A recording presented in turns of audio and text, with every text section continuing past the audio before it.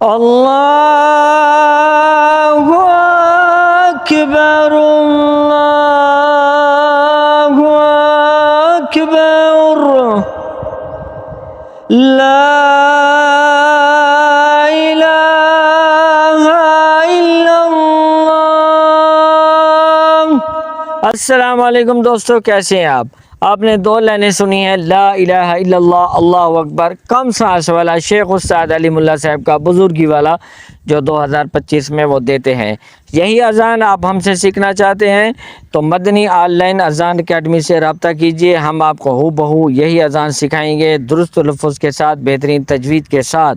अगर आपकी उम्र ज़्यादा है, अगर आप 50 साल से ऊपर हैं, आपकी आवाज़ ज़्यादा सांस वाली नहीं है, ऊपर नहीं उठा सकते, तो ये अजान आपके लिए है। इसको सीखिए और दूसरों तक पहुंचाइए।